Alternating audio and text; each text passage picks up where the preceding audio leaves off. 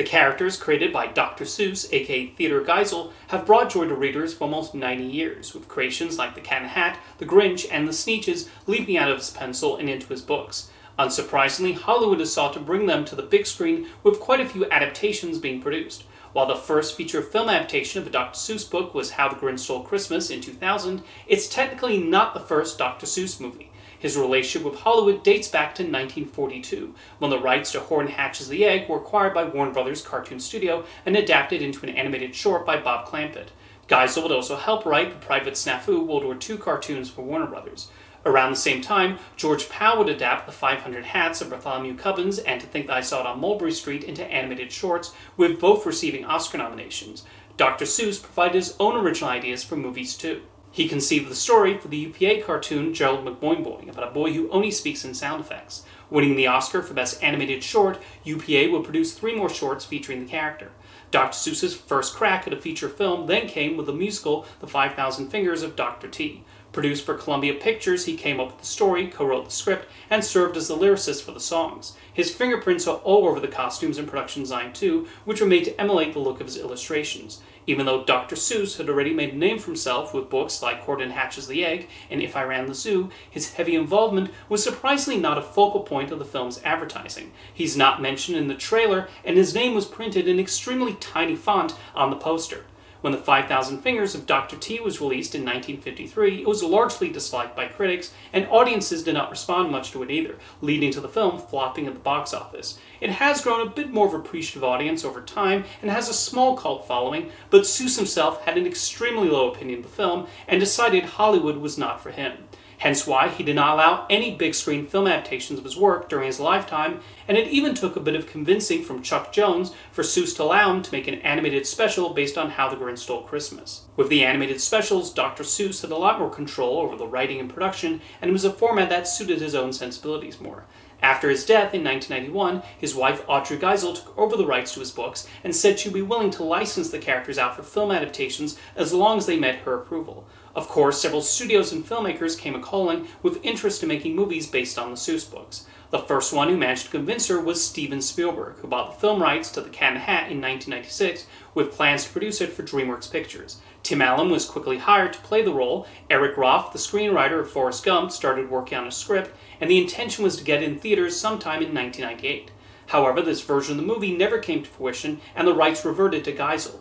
The story that Hollywood was particularly keen to adapt into a live-action movie was The Grinch, with Geisel taking meetings with many producers and studios who wanted to bring the Yuletide Thief to the big screen. One studio that came close to securing the rights was 20th Century Fox, who pitched a version directed by Tom Shadyac with Jack Nicholson as the Grinch.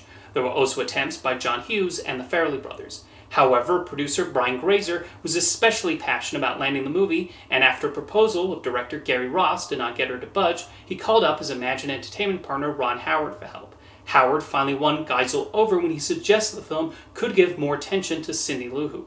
She was also ecstatic about Jim Carrey being interested in playing the Grinch, and so let Imagine and Universal Pictures take a crack at it. And as an added bonus, she also sold Universal the film rights to Oh the Places You'll Go. Even then, Geisel would look over the script and veto jokes she disapproved of and felt were too dirty or inappropriate. When she saw the finished film, she was pleased with how it turned out. While the critical reviews were mixed, the audience response was a lot more positive, and the movie became a massive hit. Even though the Places You'll Go adaptation did not make it past the development stage, work would start on getting the Cat in the Hat adaptation up and running again. Brian Grazer and Universal negotiated with Audrey Geisel for the film rights to Cat in the Hat and continued where DreamWorks had left off, including keeping Tim Allen on board. DreamWorks would also serve as an additional producer and the film's international distributor. However, Allen would eventually leave the film due to scheduling conflicts with the Santa Claus 2. It just so happened that around this time, Mike Myers had dropped out of a film he wrote for Universal and Imagine that was ready to start filming soon.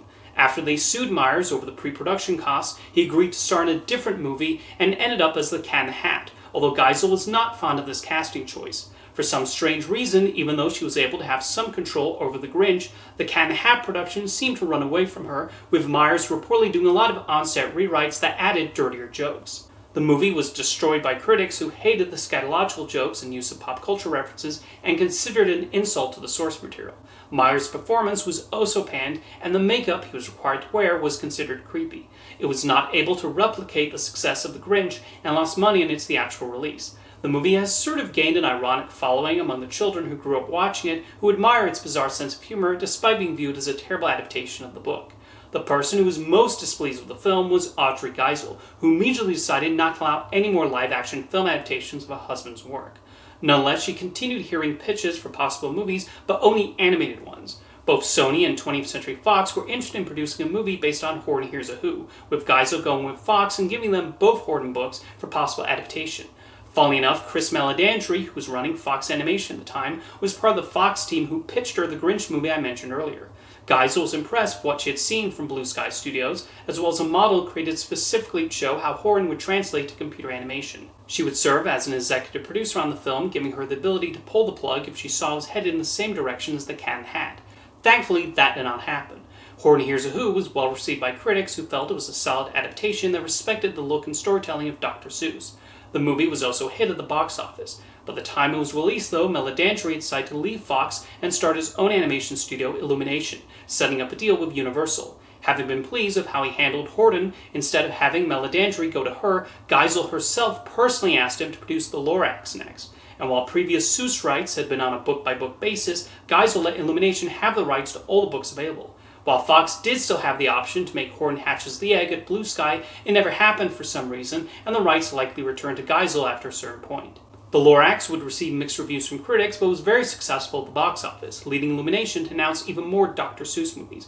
One of them was a new animated adaptation of The Cat in the Hat, and there were even plans for a biopic about Seuss that would have starred Johnny Depp and mixed live action with animation. However, neither of these movies would end up happening for whatever reason. It would take 6 years for Illumination to release another Seuss adaptation with The Grinch. This will get slightly better reviews than The Lorax, although still not exactly a critical favorite. However, it showed the incredible longevity of this story with the public, becoming not only the highest-grossing Dr. Seuss adaptation, but even beating Home Alone's long-held record as the highest-grossing Christmas movie. This is currently the last Dr. Seuss film produced by Illumination, though, as several months before the release of The Grinch, Seuss Enterprises signed a deal with Warner Brothers Animation to make several movies. What led to this decision? It's never been revealed, but it's possible Audrey Geisel grew frustrated with the Seuss movies that never made it past the development stage and felt Illumination was taking too long to commit to one. Geisel would pass away in December 2018 at the age of 97, but as you can see, she really cared and tried her best to make sure her husband's work was respected and handled properly. As for the Seuss projects at Warner Brothers, a bunch have been announced since the initial deal was signed. The first movie they planned to make was The Cat in the Hat, although that one has been in the works for so long that the people at WB and Warner Animation Group who orchestrated the deal are not even there anymore. Bill Hader is voicing the cat, and as I'm recording this, it's currently scheduled for release next March. Warner Brothers and Seuss Enterprises have also announced plans for movies centered on Thing 1 and Thing 2 from The Cat in the Hat. An animated film based on Oh, the Place You Will Go recently received a March 2028 release date, with the film being produced by J.J. Abrams and directed by Jill Colton and John M. Chu. Interestingly enough, the screenplay is being written by Rob Lieber, who was previously attached to Illumination's unmade Cat in the Hat adaptation. Now, a question some may have is that now that Audrey Geisel is no longer with us, what's stopping Warner Brothers or anyone else from making live-action Seuss adaptations against her wishes?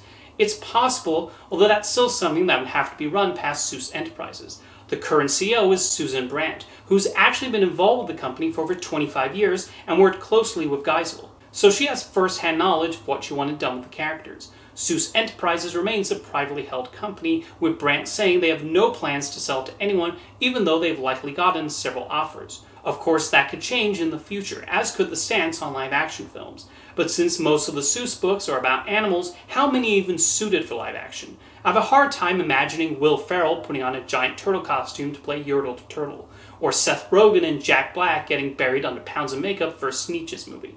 Maybe one day there will be another live-action Dr. Seuss adaptation, but for now, the Seuss estate and their current partners at Warner Brothers seem content with keeping the characters animated. That most of Dr. Seuss's books have been able to find success with their big-screen adaptations says a lot about how timeless and beloved his creations continue to be. See you next time.